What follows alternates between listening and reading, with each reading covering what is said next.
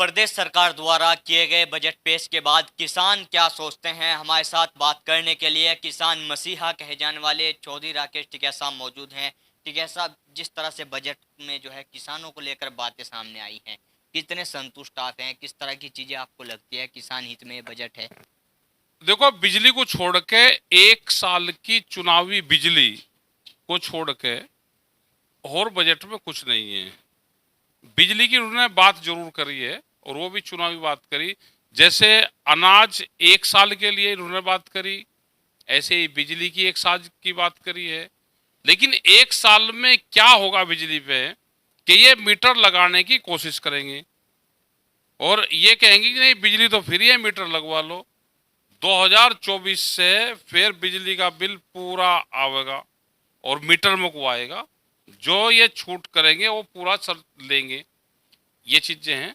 दूसरा और कुछ नहीं है। जो उन्होंने कहा कि हम गांव में वर्कशॉप लगाएंगे, उसमें अपनी पार्टी के लोगों को तनख्वाह पे रखेंगे, गांव में भेजेंगे, तनख्वाह सरकार देगी, नाम किसान के लिखे जाएंगे और वोट की बात करेंगे, योजनाएं गिनवाएंगे। ये कह रहे हैं कि हमने बहुत रिकॉर्ड भुगतान गन्ने का कर दिया। गन्ने का बजट से कोई संबंध नहीं है। देश को और प्रदेश की जनता को गुमराह कर रहे हैं। हम शुगर मिल में गन्ना देते हैं, वो हमारा भुगतान करता है, लेट भुगतान करता है, उसका सरचार्ज माफ करते हैं और जितना उसकी पेनल्टी हमारी बैठती है उतना बिजली का बिल भी नहीं बैठता। तो इन्होंने बजट में कोई इनकी योजना नहीं, कोई काम इन्होंने नहीं करा। इनको सोलर पे काम करना चाहिए, हेल्थ पे काम करना चाहिए, इक्विपमेंट पे काम करना चाहिए, हॉर्टिकल्चर पे काम करना चाहिए। उस पर कोई काम नहीं है। तेलंगाना की योजना है, 10,000 रुपये एकड़ वे अपने किसान को देते हैं। ये योजना इनको जाना चाहिए। यहाँ पे लेकर आना चाहिए एग्रीकल्चर मनरेगा। खेत में काम करने का ही पैसा, जो मजदूरी के पैसे वो किसान को खुद मिले। वो हम बहुत दिन से डिमांड कर रहे हैं। अगर ये इस तरह की योजनाएं लेकर आएंगे तो सीधा फायदा किसान को होगा। तो क्या लगता है आपको, किसान जो है, मतलब जिस तरह की उम्मीदें किसान ने लगाई थी कि बजट पेश हो रहा है, चुनाव भी अगले साल है, तो किसानों को ध्यान में रखा जाएगा, तो कहीं ना कहीं आपकी बातों से लगता है कि किसानों को अनदेखा किया देखो, जाए? पूर्ण रूप से किसानों को अनदेखा करा जा रहा है। एक बिजली को अगर छोड़ दे, 1 साल की बिजली को, तो और बजट में कोई खास चीज नहीं है। हमारा गन्ने का जो इंटरेस्ट है वो ज्यादा बैठता है।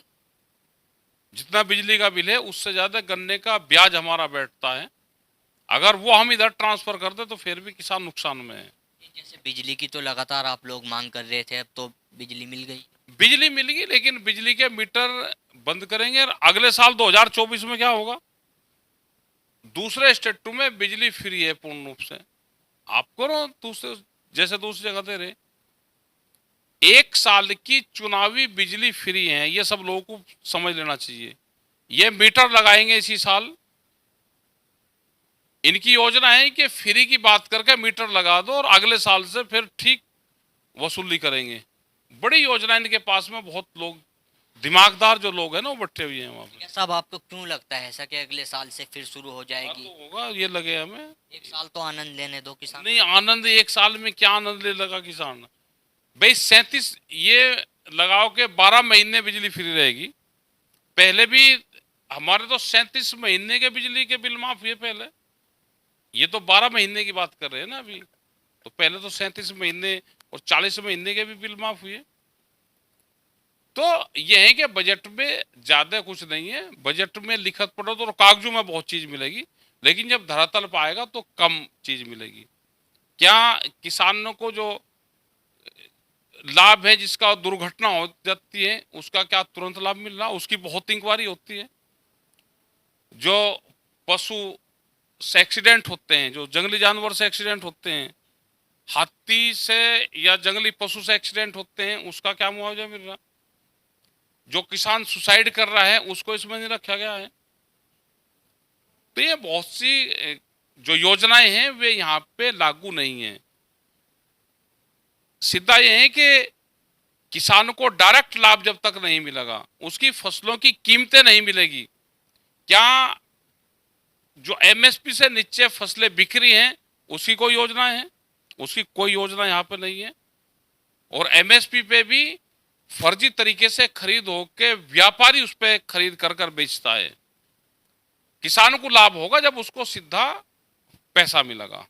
ठीक है साहब, जैसे अभी केंद्र सरकार का भी बजट आया था, उससे भी किसान खुश नहीं थे। अभी प्रदेश सरकार का आया है, इसमें भी आप चीजें गिनवा रहे हैं कि इन पे काम होना चाहिए था।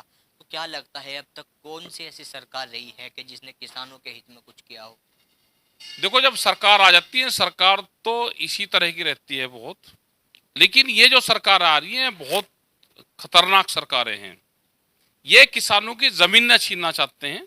अभी आगरा के अंदर कुछ किसानों की जमीन ऑनलाइन नीलाम हुई है। वे किसान घूमते फिर रहे हैं। अभी तो ये भी नहीं पता चला कि किसने जमीन नीलाम करवा ली। और ये बहुत स्पीड से बढ़ रहा है। केसीसी का लोन अगर जमा नहीं हो रहा साल भर में, तो उसकी जमीन नीलामी पे आ रही है। किसान की जमीन नीलाम होगी। ये चाहते हैं कि देश से किसानों की संख्या कम हो, मजदूर बने, लेबर बने और एग्रीकल्चर से हटे, इनको दाम कम मिले। यही योजना सरकारों की है। उनकी नजरें जमीन के ऊपर है। अभी कुछ समय पहले गन्ने का रेट भी घोषित किया है, लेकिन पिछले वाला ही रेट रखा गया है। किसानों की किस तरह की उम्मीद थी? जैसे किसान को कहा जाता है कि भाई सारा काम किसानों का गन्ने के रेट से ही रहता है कि गन्ने के पैसे आएंगे, शादी होगी। और गन्ने का रेट तो बढ़ा ही नहीं भाई। गन्ने का रेट नहीं बढ़ा। अगर उस पर कुछ पैसे बढ़ते तो सीधा लाभ किसानों को होता। उस पर पैसे बढ़े ही नहीं, तो क्या अगले साल पैसे बढ़ाएंगे? क्या देश में महंगाई नहीं बढ़ी? प्रदेश में महंगाई बढ़ी है तो गन्ने का फसलों के दाम भी बढ़ने चाहिए, उनकी खरीद होनी चाहिए। तो उस पर काम नहीं हुआ। गन्ने के रेट को लेकर केंद्रीय मंत्री संजीव बालियान से बात की मीडिया ने, तो उनका कहना था कि मैं भी चाहता था रेट बढ़ाना चाहिए, लेकिन कोई बात नहीं, अगले साल बढ़ जाएगा। क्या चुनाव में बढ़ेगा? मतलब 4 साल फ्री में ले लो और 5वें साल बढ़ा दो, तो अगले साल का भी पूछ लो कितना बढ़ेगा। 25 रुपये बढ़ेंगे। 500 रुपये की डिमांड हमारी है, 25 रुपये बढ़ाएंगे अगले साल। तो क्या लगता है जो तमाम जैसे केंद्र सरकार का बजट था, प्रदेश सरकार का, तो चुनाव को ध्यान में रखते हुए चीजें कर उस पर ही करते हैं। चलो चुनाव में बढ़ा दो, इनको बढ़ाना है चुनाव बढ़ा दो, लेकिन उतना तो बढ़ा दो कि किसान जिंदा रह जाए। किसान जिस हिसाब से महंगाई बढ़ रही है उसी हिसाब से उसकी फसलों के दाम बढ़ने चाहिए। स्वामीनाथन कमेटी की रिपोर्ट है, उसके आधार पे तय होने चाहिए फसलों के दाम। एमएसपी गारंटी कानून देश में आना चाहिए, तो किसान कुछ टाइम के लिए जिंदा रह सकता है। जो तमाम चीजें ये इस समय चल रही है, किसानों को किस तरह की परेशानियों का सामना करना पड़ रहा है? और बिना पैसे कैसे परेशानी होती है भाई? तनख्वाह ना मिले किसी को 4 महीने, तो परेशानी का तो बगैर पैसे पता चलता है। बगैर पैसे तो रिक्शा वाला भी नहीं लेके जाने का। बिना पैसे के तो परेशानी है। तो इन तमाम जो परेशानियां किसानों के सामने आ रही है, इसका सीधा असर चुनाव में भी देखने को मिलेगा? क्या पता चुनाव में देखने को मिलेगा, क्योंकि चुनाव में किसान इशू नहीं है। देश में तो दूसरे इशू चल रहे हैं। देश में तो मंदिर और मस्जिद का इशू बड़ा भयंकर आज चल रहा है, आज की तारीख में। और जब तक ये और गर्म हो जाएगा, क्षेत्रीयवाद और गर्म हो जाएगा। बजट के बाद मुख्यमंत्री ने प्रेस कॉन्फ्रेंस की है। उनका कहना है कि जो वादे हमने 2022 के चुनाव में किए थे, इस बजट में उन वादों पर भी ध्यान दिया गया है। तो घोषणा पत्र जारी किया था, उनमें कुछ चीजें इसमें लाई गई। 1 साल के लिए बिजली को छोड़ के कोई नहीं है। बिजली पे आंदोलन हुए तो उसको कुछ शामिल करा, लेकिन 1 साल के लिए करा। अगली घोषणा पत्र 2027 तक आप बिजली फ्री दो। 27 में अपना घोषणा पत्र लेकर आओ, और उसके बाद में जो करना है, पहले घोषणा पत्र, उसके बाद में आप जनता के बीच में जाओ। तो जो तमाम चुनावी वादे नहीं, घोषणा पत्र में आप लेकर और उस पर काम करो।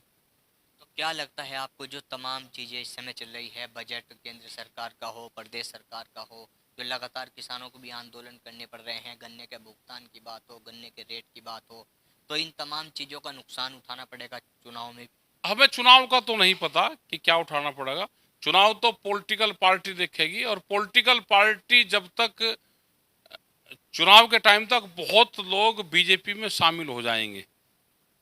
जिस तरह से पंजाब में हमारे जो अध्यक्ष हैं उनके वहां पे छापे पड़े, उनके कारोबारों पे छापे डल रहे हैं, तो ये डराने की प्रक्रिया चल रही है।